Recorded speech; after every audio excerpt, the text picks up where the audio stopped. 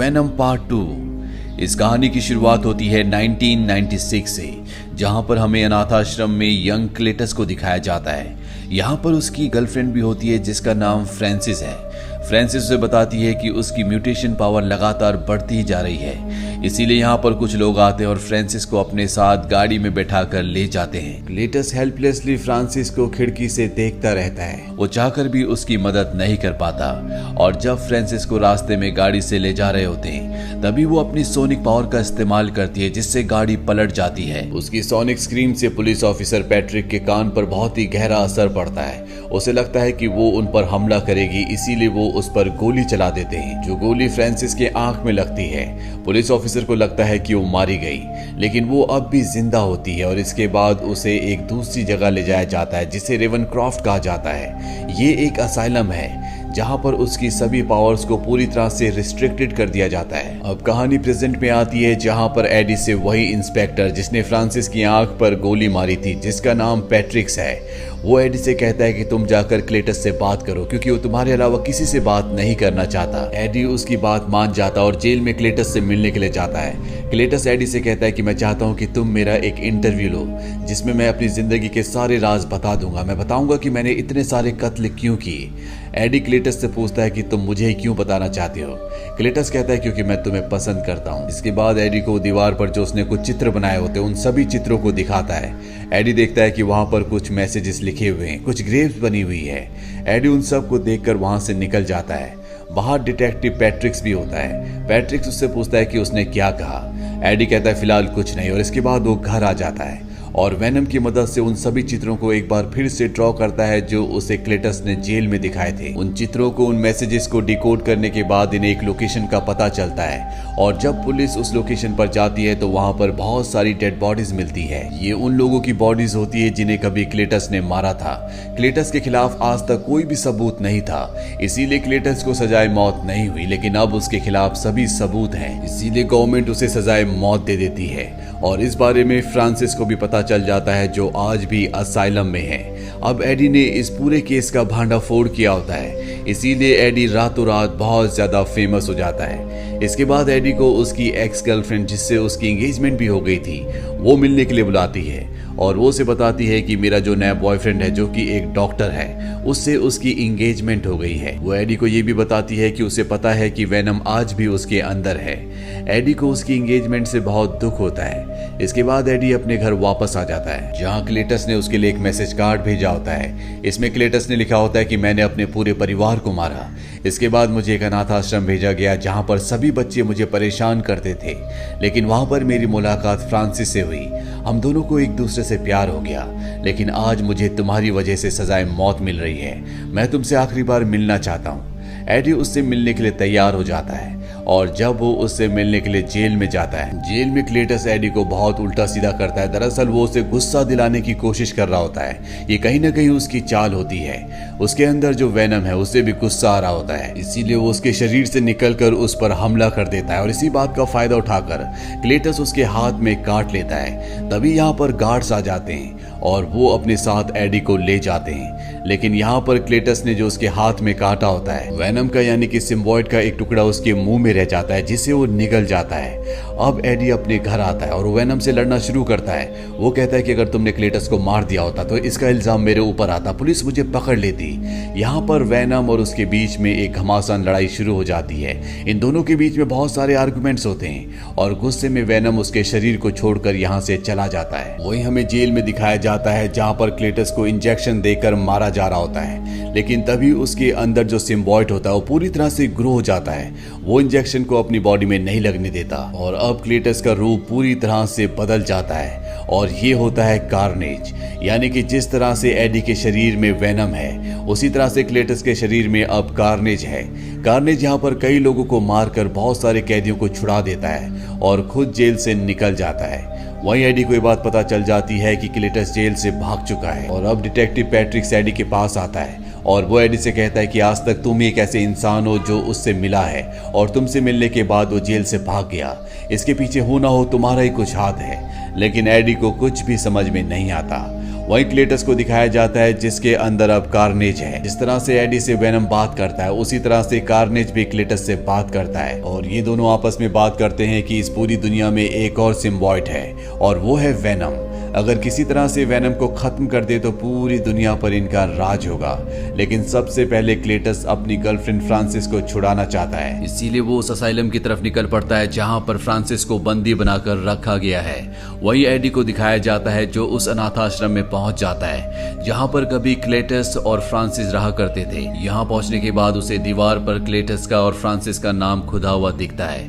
वो यहां से डिटेक्टिव को कॉल करता है और बताता है कि हो ना हो क्लेटस अब फ्रांसिस के पास जाएगा। दरअसल इसी डिटेक्टिव ने आज से कई साल पहले फ्रांसिस की आंख में गोली मारी थी और इसे आज भी ये लगता है कि फ्रांसिस मारी जा चुकी है, लेकिन वो आज भी जिंदा होती है।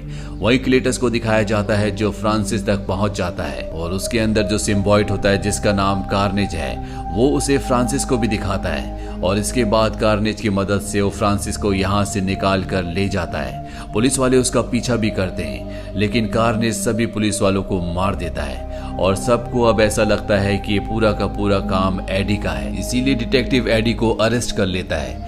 एडी के अंदर अब वेनम नहीं है इसीलिए वो यहाँ से भाग नहीं सकता। वो अपनी एक्स गर्लफ्रेंड को कॉल करता है और जब वो उससे मिलने के लिए आती है तो वो उसे बताता है कि मेरे अंदर वेनम नहीं है, तुम जाओ और वेनम को ढूंढ कर लाओ। शहर में जो कुछ भी हो रहा है वो क्लेटस कर रहा है और अगर हमें क्लेटस को रोकना है तो हमें किसी भी तरह से वेनम को वापस लाना होगा। वहीं दूसरी तरफ वेनम को दिखाया जाता है जो एक के बाद एक कई शरीर बदलता है लेकिन वो किसी भी शरीर में कंफर्टेबल फील नहीं कर रहा होता। वो कई दिनों से भूखा भी होता है इसीलिए वो उस शॉप में उस शोरूम में जाता है जहां पर अक्सर एडी उसे लाया करता था। इस शॉप की जो ओनर होती है वो वेनम को जानती है। वेनम उनसे खाने के लिए चॉकलेट मांगता है और अब एडी की गर्लफ्रेंड भी इस शॉप में पहुंच जाती है क्योंकि उसे पता होता है कि हो ना हो वेनम यहाँ पर जरूर आएगा और वो शॉप की ओनर से बात करती है और वो बताती है कि एडी को वेनम की जरूरत है और उस वक्त वेनम उसी शॉप की ओनर की बॉडी में होता है और फाइनली वो मान जाता है कि वो एडी से मिलने जाएगा क्योंकि वो खुद भी एडी को बहुत मिस कर रहा होता है। और इसके बाद वो एडी तक पहुंच जाता है और जब एडी के पास वेनम वापस आ जाता है तो वो जेल से भाग जाता है।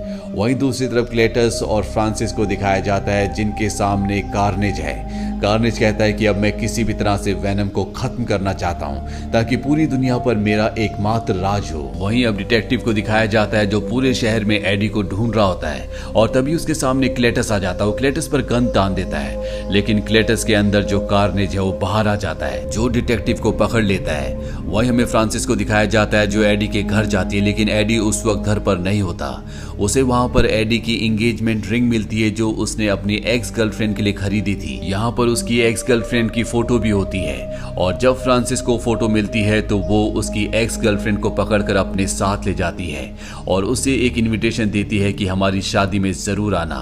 और अब ये बात एडी को पता चल जाती है। वही हमें क्लेटस को और फ्रांसिस को दिखाया जाता है जो एक चर्च में होते हैं। दोनों की दोनों शादी कर लेते हैं। यहाँ पर डिटेक्टिव और एडी की एक्स गर्लफ्रेंड को भी बंदी बनाकर रखा गया होता है और अब एडी भी इस जगह तक पहुंच जाता है। उसके अंदर इस वक्त वेनम है। वेनम उसके शरीर से बाहर आ जाता है। वेनम को देखकर कार्नेज भी बाहर आ जाता है और जैसे ही वेनम कार्नेज को देखता है तो वो वापस एडी के शरीर के अंदर चला जाता है। एडी उससे पूछता है कि क्या हुआ। वेनम उसे बताता है कि ये रेड कार्नेज है, ये बहुत ही तेज चालाक और शक्तिशाली होते हैं, इनका मुकाबला करना इतना आसान नहीं है। एडी वेनम से कहता है कि तुम मेरा साथ दो, मेरे शरीर से बाहर आ जाओ, इसके बदले तुम कभी भी किसी को भी खा सकते हो, मैं तुम्हें कभी मना नहीं करूंगा। ये सुनने के बाद वेनम बाहर आ जाता है और अब वेनम के बीच में और कार्नेज के बीच में घमासान फाइट शुरू हो जाती है। लेकिन कार्नेज वेनम से बहुत ज्यादा शक्तिशाली होता है, इसीलिए वेनम के ऊपर पूरी तरह से हावी हो जाता है। यहाँ पर जो फ्रांसिस होती है उसके पास सुपरसोनिक साउंड की पावर है, वो जोर जोर से चिल्ला रही होती है जिससे कार्नेज को बहुत ज्यादा डिस्ट्रैक्शन हो रहा होता है क्योंकि बहुत ज्यादा तेज वाइब्रेशन से ये आग से सिम्बायोटिक को बहुत ज्यादा प्रॉब्लम होती है और इसीलिए यहाँ पर कार्नेज को प्रॉब्लम होती है। साथ ही चर्च में जो बहुत बड़ा घंटा होता है वो भी बजना शुरू हो जाता है जिसके साउंड से बहुत ज्यादा वाइब्रेशन होती है, जिस वजह से कार्नेज और वेनम अपने होस्ट की बॉडी से बाहर निकलने लगते हैं। पर जैसे घंटे की आवाज शांत होती है ये दोनों के दोनों एक बार फिर से अपने होस्ट की बॉडी में पूरी तरह से एडजस्ट हो जाते हैं और अब कार्नेज यहाँ पर एडी की गर्लफ्रेंड को लेकर ऊपर जाता जाता है, वेनम भी उसके पीछे जाता है, लेकिन वो बहुत बड़े बड़े पत्थरों के नीचे दब जाता है। वेनम एडी से कहता है कि कार्नेज से जीतना आसान नहीं है, वो बहुत ज्यादा शक्तिशाली है। अब यहाँ पर जो फ्रांसिस होती है वो जोर जोर से चिल्ला रही होती है, इसीलिए कार्नेज उसे पकड़ लेता है और उसका मुंह दबाना शुरू करता है, जिससे वो बेहोश हो जाती है।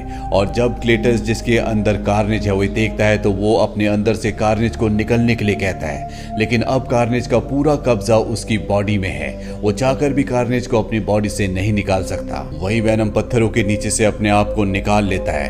कार्नेज जिसके पास एडी की गर्लफ्रेंड है वो उसे ऊपर से नीचे छोड़ देता है, पर इससे पहले कि वो जमीन पर गिरकर मर जाती, वेनम उसे पकड़कर बचा लेता है। पर अब कार्नेज वेनम के सामने आ जाता है और उसे बुरी तरह से मारने लगता है। उसके जो स्पाइक्स होते हैं वो उसकी बॉडी के आर पार कर देता है। पर तभी फ्रांसिस एक बार फिर से होश में आ जाती है। वेनम उससे उसके सुपरसोनिक साउंड को निकालने के लिए कहता है, पर इससे पहले कि वो ऐसा करती, कार्नेज उसे नीचे धक्का दे देता है और जब वो नीचे गिर रही होती है तो वो बहुत तेज से चिल्लाती है, जिससे इतनी जोर से सुपरसोनिक साउंड प्रोड्यूस होता है कि चर्च का घंटा और दीवारें गिरने लगती है और इन दोनों की बॉडी के अंदर जो सिम्बॉइड्स होते हैं वो भी बाहर निकल जाते हैं। और इससे पहले कि एक बार फिर से कार्नेज क्लेटस की बॉडी पर अपना कब्जा करता, एडी की बॉडी के अंदर वेनम आ जाता है और वेनम उस कार्नेज को खा जाता है, साथ ही वो क्लेटस को मार देता है। और अब कार्नेज, क्लेटस, फ्रांसिस सब के सब मारे जा चुके हैं। अब यहाँ पर पुलिस आ जाती है। एडी वेनम के साथ यहाँ से निकल जाता है। दोनों की दोनों छुट्टियां मनाने के लिए जाते हैं, जहाँ पर वेनम एडी को कहता है कि हम सब के कुछ सीक्रेट्स होते हैं, मैं तुम्हें सिम्बियोटिक यूनिवर्स के बारे में कुछ बताना चाहता हूँ। और तभी यहाँ पर टीवी फ्लिकर होने लगता है और ये ट्रांसपोर्ट होकर होटल के एक रूम से दूसरे रूम में पहुंच जाते हैं, जहाँ पर टीवी पर स्पाइडरमैन की न्यूज आ रही होती है। जहाँ पर जे जॉनसन टीवी पर दुनिया को बता रहा होता है कि स्पाइडरमैन का असली नाम पीटर पार्कर है, यानी कि पीटर पार्कर ही स्पाइडरमैन है, यानी कि वेनम भी अब स्पाइडरमैन के यूनिवर्स का हिस्सा बन चुका है। इस कहानी का जो फर्स्ट पार्ट है उसका लिंक हमने नीचे डिस्क्रिप्शन में दिया है। तो ये थी पूरी कहानी वेनम 2 की। ये फिल्म ईयर 2021 में रिलीज हुई थी। IMDb पर इसकी रेटिंग है 6। उम्मीद करते हैं कि ये कहानी आपको पसंद आई होगी।